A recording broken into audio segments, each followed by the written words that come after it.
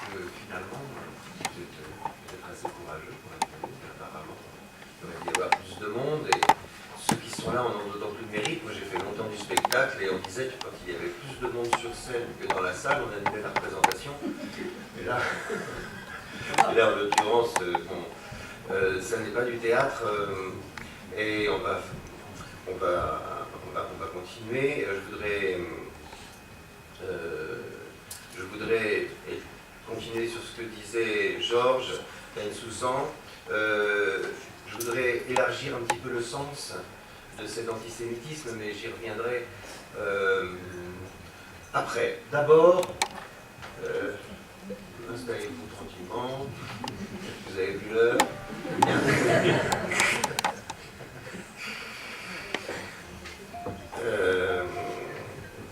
Je voudrais d'abord vous raconter quelque chose d'un petit peu personnel. Si personne ne vous regarde, aucun problème. On vous a pas remarqué. Donc, non mais bienvenue, hein, je plaisante, hein, on est content de vous voir. Vous vous sentez un peu seul. Je voudrais vous raconter une chose un petit peu personnelle.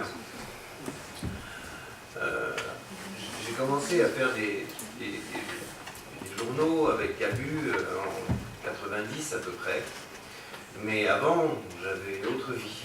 Je faisais des spectacles, j'ai fait beaucoup de spectacles, énormément de spectacles. C'était mon métier, j'étais musicien, chanteur, et je faisais partie d'un duo qui a été vedette, enfin, à partir d'un certain moment. Bon, voilà. Pourquoi je vous dis ça? Parce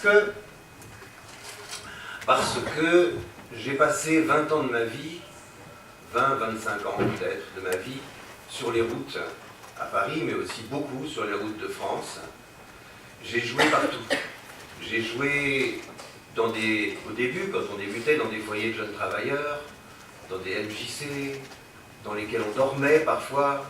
J'ai joué après, bon, dans des centres culturels, dans des salles des fêtes improvisées, dans des gymnases, dans des théâtres après, puis dans des music halls, dans des opéras, dans des palais des congrès, partout en France, dans des petits villages, dans des grandes villes, dans des villes moyennes. Et vous savez, au début, les tournées, il y a un très beau livre de Colette du début du siècle sur les tournées de théâtre.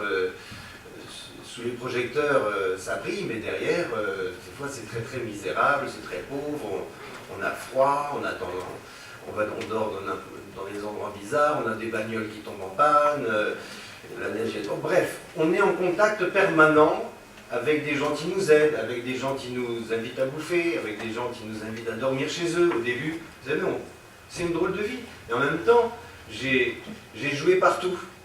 J'ai joué au fin fond de la Lorraine, pour Lorraine Cœur d'Acier. J'ai joué à Toulon, partout. Et puis au Massif Central, au fin fond de la Bretagne, dans les Vosges, dans tous les milieux. Et du coup, au bout de 25 ans, je connaissais des gens dans toute la France. Beaucoup mieux que peut-être certains hommes politiques. J'avais des copains, disons, enfin, des gens qu'on revoyait d'année en année ou tous les 2-3 ans. Voilà pourquoi je vous raconte ça. Parce que dans ces années 70, il faut savoir une chose, les chiffres sont sans doute disponibles au ministère de la Culture. 90% des manifestations culturelles qui se produisaient en France étaient organisées par des associations.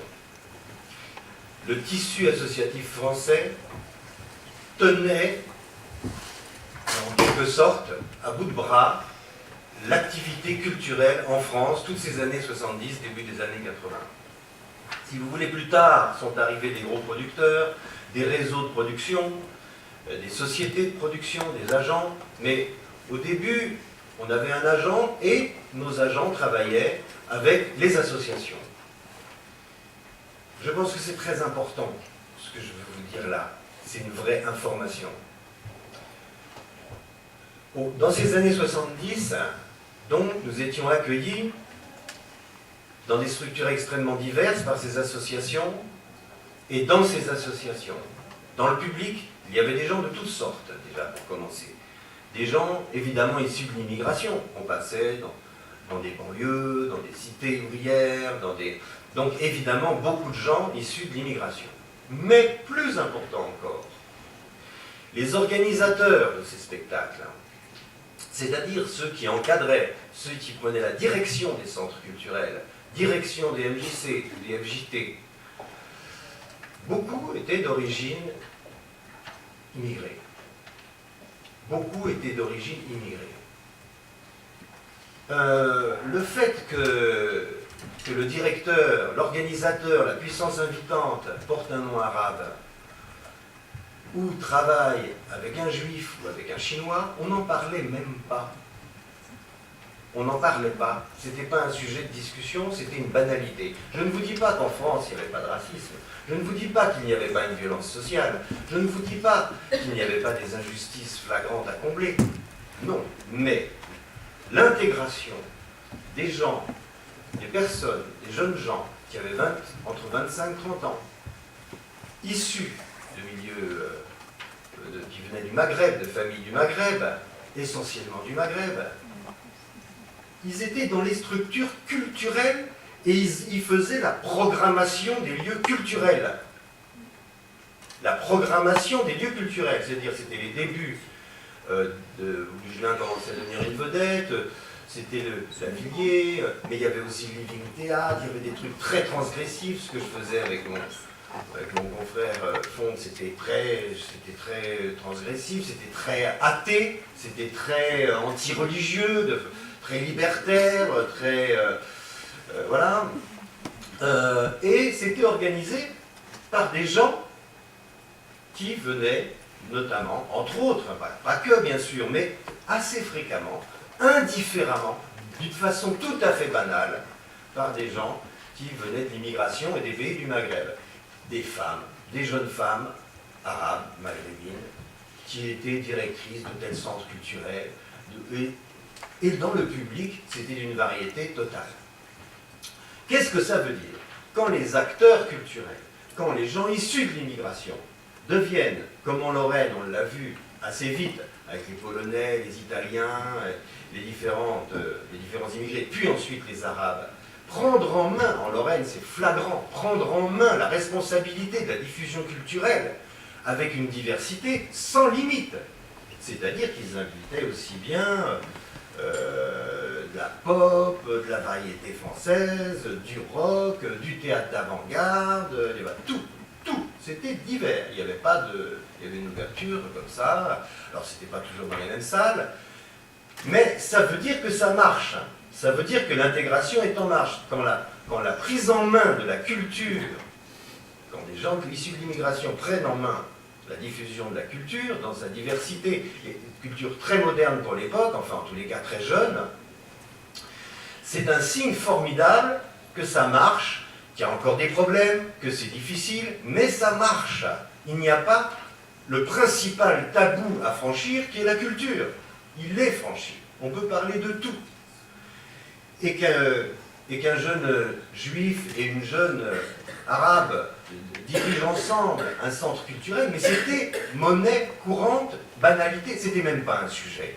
Je vais vous dire, c'était même pas un sujet. J'en parle vraiment parce que je l'ai vécu. Je l'ai vécu pendant des années. Je ne l'ai pas vécu pendant 25 ans. Je l'ai vécu pendant toutes mes premières années de tournée. Je faisais environ 120 000 km par an. Donc, qu'est-ce qui s'est passé? J'ai vu disparaître ce phénomène. J'ai vu disparaître pas du tout pour des raisons sociales. Socialement, les choses n'ont rien changé. Les choses n'ont pas changé de façon abrupte en tous les cas. Elles ont évolué parfois dans un sens, parfois dans l'autre. Et je voudrais revenir sur ce que disait Georges et vous raconter en incise une petite anecdote affreuse, tragique. Mais je ne trahis pas je ne suis pas indiscret en le faisant puisque ça a été publié dans la presse. Le jour des attentats, Charlie Hebdo, le mercredi, conférence de rédaction. Et le dessinateur Tinius, qui était un dessinateur qui avait beaucoup un trait très gracieux, mais il avait un cœur naïf et des pensées, des idées politiques extrêmement généreuses et il faut bien le dire, un peu naïves. Et donc, il avait un débat ce jour-là en conférence de rédaction avec Bernard Maris, tonton Bernard, enfin l'économiste, et il disait, T-News disait, oui, ces petits gars des cités qui deviennent djihadistes, en fait, c'est nos copains, parce qu'on n'a pas su faire ceci, on n'a pas su faire ça, la République les a abandonnés, on s'en est pas occupé, et puis voilà, mais et Bernard Maris, qui était très à gauche, libertaire et tout, mais quand même économiste, travaillant avec des chiffres, dit à T-News, non, tu peux pas dire ça, il y a un autre problème. Il y a un autre problème, parce que moi j'ai des chiffres. À partir de Mitterrand, notamment, ces banlieues non seulement ont eu on a envoyé énormément de personnel, mais on a envoyé énormément d'argent, et il cite les chiffres de ce que l'État a fait pour les banlieues pendant des années, qui est un des principaux postes financiers de l'État. C'est énorme, énorme, mais ça n'a pas marché. Ça n'a pas marché. Mais on ne peut pas dire que ni la gauche ni la droite n'aient abandonné ces quartiers, au moins financièrement, et en essayant d'y produire des initiatives. Et T-News disait, mais non, mais je t'assure, Bernard dit, mais j'ai les chiffres, et à ce moment, on n'a pas du tout abandonné ces quartiers, il s'est passé autre chose. Et à ce moment-là, les frères Kouachi sont arrivés et ont tué tout le monde. Voilà ce qui s'est passé. C'est au cours de cette conversation que c'est arrivé, ce qui en dit long, ce qui est dur pour moi de pouvoir raconter ça, mais en même temps, c'est tellement incroyable. Oui, il s'est passé quelque chose. Il s'est passé quelque chose. Pourquoi les jeunes gens issus de l'immigration, venant de pays musulmans, se sont intégrés là où c'est le plus difficile, pendant les années 70 et jusqu'au début des années 80, dans les structures culturelles du pays, et pourquoi s'en sont-ils retirés après? Et au niveau du public, et au niveau des banques. Pourquoi? Enfin, il y en a qui sont restés, mais il n'y a pas eu de nouveaux arrivants, comme il était d'usage dans tous ces milieux, dans ces milieux culturels. Le pire que j'ai vu, c'est un théâtre près de Montpellier qui était un modèle du genre. Quand on arrivait, pour faire des concerts, on arrivait vers 3 heures de l'après-midi pour monter le matériel et faire des répétitions. On rentrait dans ce théâtre et il y avait des salles diverses, des petites salles, théâtre Gérard Philippe, et là, il y avait des gens partout. Il y avait des gens partout. C'était dans une cité vraiment difficile. Et, enfin, difficile parce que moche, pas bien entretenu, pauvre, si vous voulez. Et là, ce théâtre était un modèle parce qu'il y avait des ateliers de tout qui marchaient tout le temps. Comment faire des costumes, des trucs de couture, des mises en scène, de maquillage, de chant, d'apprentissage d'instruments de musique. Enfin, ils avaient fait, l'équipe en place avait fait un travail pendant des années de tout, vraiment. C'était bouleversant parce que quand on arrivait en plus sur scène le soir, c'était blindé de monde. Toute la cité était dans la salle, c'était la fête, enfin c'était extraordinaire, on n'arrivait jamais à sortir de scène. Bon. Donc, j'y retourne au début des années 2000. Au début des années 2000, je vois la cité pratiquement déserte et des femmes voilées, mais vraiment très voilées en noir, et avec des types qui les suivent 4 mètres derrière, enfin un truc. J'arrive au théâtre Gérard Philippe, et le théâtre était désert. Bon, il y a eu du monde le soir, parce que les gens sont venus de la grande ville à côté, il y a pas de monde, mais là, désert. Je dis, mais qu'est-ce qui s'est passé? Où sont passés vos ateliers? Où sont passés vos trucs? Il dit, ben, c'est fini. Bon, d'ailleurs, c'est foutu. Le théâtre ne marche plus. Les salafistes sont arrivés il y a 2 ans dans la cité. La première chose qu'ils ont faite, ils ont interdit aux filles de fréquenter le théâtre, et du coup, c'est fini, il ne se passe plus rien. Si on enlève les femmes, il n'y a plus rien. Donc, il s'est passé, qu'est-ce qui s'est passé? Il s'est passé un phénomène, non pas tant social, je ne veux pas nier les problèmes, Georges Bensoussan l'a parfaitement exposé, on ne peut pas nier qu'il y a des problèmes d'injustice en France, mais ça n'est pas ça qui a posé le problème. C'est un problème politique et idéologique. On a vu les choses se retourner quand, à la fin des années 70, 79, l'ayatollah Khomeini est retourné en Iran, a pris le pouvoir, et dans l'islam chiite comme dans l'islam sunnite, ça a été un électrochoc et ça a repolitisé l'islam, une partie de l'islam. Ça a repolitisé une grande partie de l'islam. Et là, on a commencé à voir une hostilité, effectivement, un antisémitisme, mais cet antisémitisme, il cache quelque chose, parce que dans cet antisémitisme, le juif est un symbole. En réalité, il symbolise l'état de droit, la laïcité, la république, la liberté, parce que derrière le juif, c'est toute la société occidentale qui est haïe, parce que elle a établi des règles qui garantissent les libertés, qui sont détestées par les intégristes et par les fondamentalistes. Je pense qu'il y avait un phénomène, c'est un phénomène politique, c'est une guerre politique qui s'est déclenchée contre les États de droit par des gens qui sont animés par une idéologie féodale. Mais ce qui est extraordinaire, et on l'a vu encore lors de l'annulation, puis, etc., de cette réunion, c'est que le milieu syndical et universitaire voit dans cette rébellion d'une partie de l'islam, je dis bien, qui se radicalise, un allié de lutte des classes. Il représenterait les humiliés et les offensés, donc, comme ils n'ont plus tellement de clients, et que les ouvriers, le monde ouvrier va plutôt chez Marine Le Pen, ils ont choisi de défendre, je pèse les mots, au sens ancien, au sens latin du terme, ces clients-là, cette clientèle-là. Je pense que c'est extrêmement grave, parce que d'abord, on nous interdit d'appliquer quelque chose qui est quand même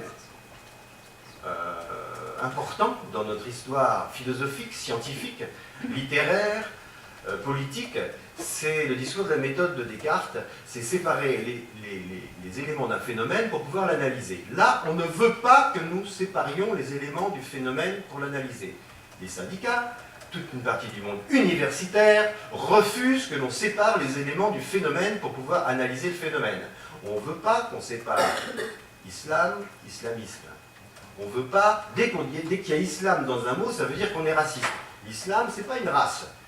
Et l'islamisme est une idéologie politique qu'il faut critiquer, qu'il faut analyser. Et il faut absolument analyser le phénomène de l'islam dans son ensemble pour voir comment il produit l'islamisme, un islamisme antisémite, et qui conduit certains au terrorisme.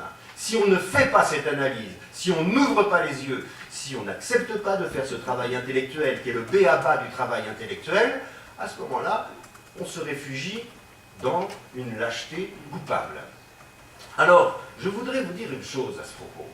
C'est que la majorité, la population musulmane, enfin d'origine musulmane, d'origine maghrébine, on ne sait même plus comment le dire maintenant, on a peur des mots, vous vous rendez compte, on a peur des mots. Je l'ai connue, et je la connais encore dans le quartier où j'habite, comme une population digne, pacifique, et qui est déstabilisée par les radicaux, et qui en a peur, comme tout le monde, et qui sont très mal à l'aise avec ça. Ensuite, je voudrais dire autre chose. L'invention de l'islamophobie, c'est justement pour qu'on ne fasse pas ce travail d'analyse. Ça n'existe pas, l'islamophobie. Ça existe peut-être dans des franges d'extrême droite résiduelles, mais en réalité, d'un point de vue politique, massivement, ça n'existe pas. Je vais vous dire, vous en avez la preuve sous les yeux. Vous en avez eu la preuve quand il y a eu les attentats de Charlie, de l'Hypercacher, quand il y a eu les attentats de Nice, ces tueries massives du Bataclan. Vous avez vu le peuple français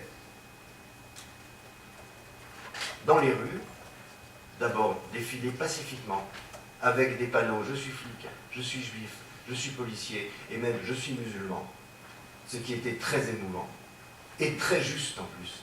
Vous voyez, c'était une attitude formidable de peuple éduqué, musulmans français compris, de peuple digne, éduqué, formidable.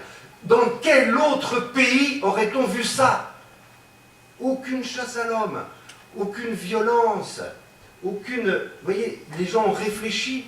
C'est pas mal de vivre dans un pays comme ça. C'est quand même pas mal.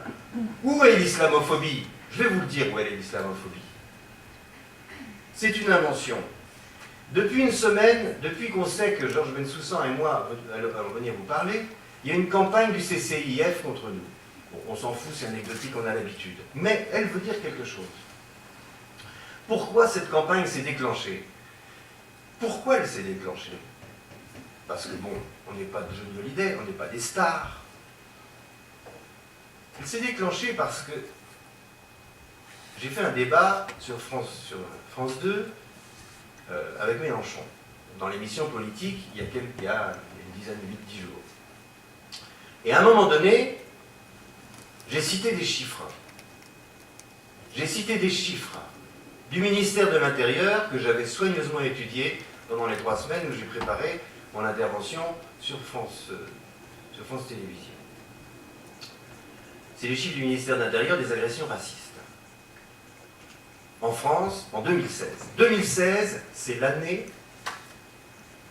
qui suit le Bataclan et c'est l'année des attentats de Nice. Eh bien, d'abord, les agressions anti-musulmans ont diminué de 60% cette année-là. Dans quel autre pays aurait-on vu ça? Où est l'islamophobie en France? Où est l'islamophobie? C'est un fantasme. Exactement 58%. Il faudrait vérifier, c'est les chiffres du ministère de l'Intérieur. Et il ressort de ces chiffres qu'en 2016, un citoyen français juif a 20 fois plus de risques de se faire agresser que son concitoyen musulman. Voilà, parce que j'ai dit ça, voilà la campagne, voilà pourquoi le CCIF fait campagne contre moi. Parce que, et contre Georges aussi, c'est parce que ces chiffres délégitiment l'existence du CCIF, qui a basé son existence sur la lutte contre une islamophobie qui n'existe pas. Donc, ces chiffres sont mortifères pour eux. Ça veut dire qu'ils n'ont pas de raison d'être. Le CCIF n'a même pas de raison d'exister. Ces chiffres, ils n'en veulent pas. Ces chiffres sont terrifiants pour eux. Ces chiffres prouvent le mensonge de ce pourquoi ils existent. Je ne dis pas qu'il faille être vigilant contre le racisme. Évidemment, moi ça fait... Enfin, vous avez qu'à faire des petites recherches. J'ai travaillé avec les mouvements antiracistes toute ma vie. Donc dire que je suis raciste aujourd'hui, c'est quand même... Pourquoi pas, mais enfin bon, si ça les amuse. Mais ça tient vraiment pas debout. Du plus loin que je me souvienne, j'ai travaillé toujours sur ces questions et avec les gens. Et pas seul. Et dans les organisations. Donc, le CCIF n'a pas de raison d'être. Et ces chiffres le prouvent. C'est pour ça qu'ils essayent de noyer le poisson. C'est pour ça qu'ils ont fait ce clip qui tourne sur Internet, sur Georges Bensoussan et sur moi. C'est parce qu'ils ont la trouille. Ils ont la trouille de ces chiffres. Et nos concitoyens musulmans, qui, je le rappelle, est une population, je peux en témoigner, digne, pacifique, elle est prise au piège par ces gens qui prétendent les représenter, qui ne les représentent absolument pas. C'est une escroquerie intellectuelle. Je pense que j'ai déjà fait trop long. Je voudrais vous dire une chose, avant qu'on passe aux questions. J'ai fait une autre expérience personnelle. La publication des caricatures de Mahomet, des journaux danois, qu'on a fait dans Charlie Hebdo en 2006. S'en est suivi un procès retentissant en 2007. Pendant un an, avec mes avocats, on a préparé ce procès pour gagner. Pour gagner, c'est-à-dire faire la différence entre islam et islamisme, que le tribunal, la voix de la République, le fasse. On avait fait la couverture, Capu et moi, vous vous souvenez peut-être, c'est dur d'être aimé par des cons, Mahomet avec les intégristes, etc. Bon. Donc, on voulait que le tribunal se prononce sur cette question, que la République parle. Elle a parlé, on a gagné. On a fait la différence, et la liberté d'expression, il y a gagné. La liberté de penser, il y a gagné. Elle y a gagné, sauf que pas grand monde s'en est servi après. Mais, vous allez être enseignant, vous allez parler à des enfants, vous allez transmettre une histoire, vous allez transmettre des sciences, des savoirs, et une histoire de nos libertés. Pour pouvoir parler, vous allez devoir sans doute parfois vous armer de courage, dit-on. Mais, je vais vous dire, moi, ce que j'ai ressenti pendant l'année où j'ai préparé ce procès, quelque chose qui travaillait peut-être en moi, mais que j'ai pu me formuler après. Quand je travaillais à ça, et que j'allais voir les hommes politiques, les intellectuels, pour dire « vous allez venir témoigner à ce procès », les gens de droite, les gens de gauche, je ne sais pas si vous vous souvenez, mais il y avait tout le monde à ce procès, je me sentais, je me sentais tellement libre, je me sentais très libre. Pourquoi je me sentais libre? Et je vous souhaite un jour de vous sentir libre. Parce que j'obéissais à une nécessité. J'obéissais à la nécessité de considérer la réalité, de l'analyser et d'en parler. De ne pas détourner les yeux du réel. Et je sentais que je portais une cause qui était plus grande que moi. Peut-être que n'importe qui d'autre aurait pu la porter, cette cause. Du moment qu'il sentait qu'il portait quelque chose de plus grand que lui. Quand on enseigne, on porte quelque chose de plus grand que soi. Et c'est génial parce que quand on obéit à une nécessité, on est libre. On est parfaitement libre. Libre de parler, libre de penser, libre d'ouvrir des débats. Et c'est une sensation très forte. On a la sensation de vivre pleinement. Je vous souhaite vraiment ça, d'obéir à cette nécessité.